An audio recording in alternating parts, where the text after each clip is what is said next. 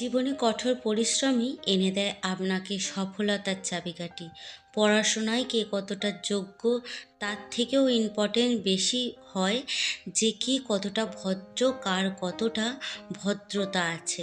নমস্কার বন্ধুরা, আমি অনু, হ্যাপি লাইফ উইথ অনুর আরও একটা নতুন ব্লগে আপনাদের সকলকে জানাই মন থেকে অনেক অনেক স্বাগত।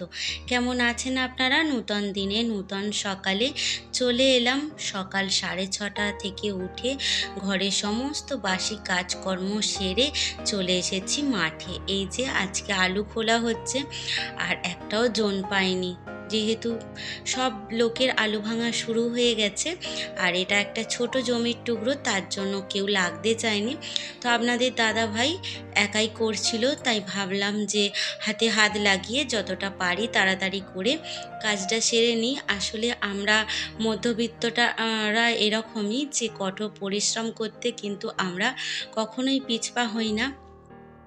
আর যেহেতু আমরা গ্রামে থাকি, গ্রামের মানুষ, এগুলো আমাদের নিত্য সঙ্গী। মাটির সাথে মাটি না হলে কখনো চাষি হওয়া যায় না। আর এই চাষিদের জীবনের যে কতটা সুখ, সে একমাত্র চাষিরাই বোঝে।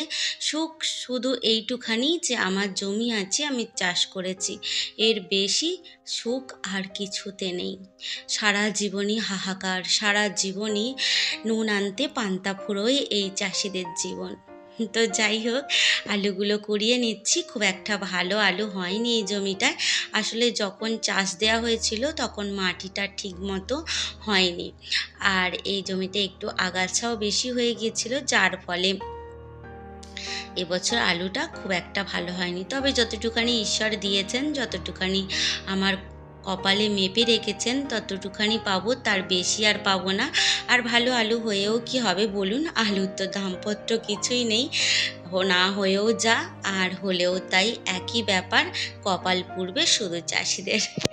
যাই হোক, চাষিদের বিষয় নিয়ে অনেক কিছু বলছি। আসলে কি বলুন তো, যে যেটা ভোগে নেয় তার সেটাই বলতে ইচ্ছা করে।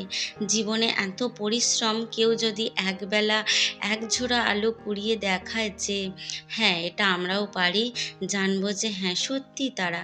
এত প্রচণ্ড রোদ্দুরের তাপ, আর গলা শুকিয়ে যাচ্ছে, তার ওপরে যে হেঁট হয়ে হয়ে আলু পোড়াতে হাতের অবস্থা দেখেছেন?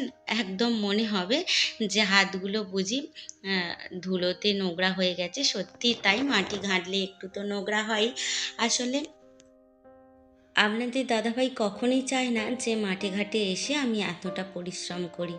আসলে এটা না দেখে থাকতে পারার একটা উম, কথা, যে একা মানুষটা পারছে না, সেই কারণেই চলে আসা।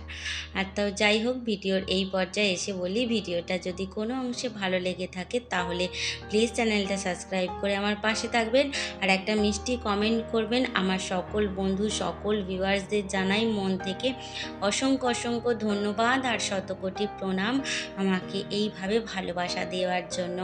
আর কে কে আলু নেবেন চলে আসুন, 1 বস্তা কেন 2 বস্তা করে, যতটা করে আলু আপনাদের প্রয়োজন সকলকে দেব, সকলে চলে আসুন।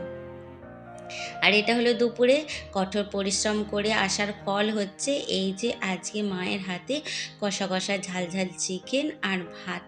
আসলে এটাই হলো সুখ, এটাই হলো তৃপ্তি, যে পরিশ্রমের পরে এই যে এক মুঠো ভাত খাওয়া, এটা ভীষণ একটা তৃপ্তির ব্যাপার। আসলে ওই যে মধ্যবিত্তের লাঞ্চ মেনু, আজকে মাকে বলেছি যে তুমি শুধু চিকেন রান্না করবে আর ভাত করবে। আর মা যেহেতু চিকেন অতটা পছন্দ করে না, তো মায়ের জন্য মাছ আছে। এই যে দুপুরে খাওয়া দাওয়া করে আবারও বিকেলবেলা চলে এসেছিলাম। বাকি আছে আলু এখনও ভাঙতে। ওই যে দূরে দেখতে পেলেন একটুখানি আপনাদের দাদাভাই মাথায় করে আলু নিয়ে যাচ্ছে, আর জলটাও এনে রেখে দিলাম। ধনে গাছগুলো দেখেছেন, ফুল এসে গেছে, কদিন পরে ধনেও হয়ে যাবে। আর এখানে নাওল জল সব পড়ে রয়েছে। চলুন কিছুটা আলু কুড়িয়ে নিই, তারপরে আপনাদের সঙ্গে পরবর্তীকালে বকবক করবো, কেননা সন্ধ্যা হয়ে এলে আর আলু পোড়ানো যাবে না।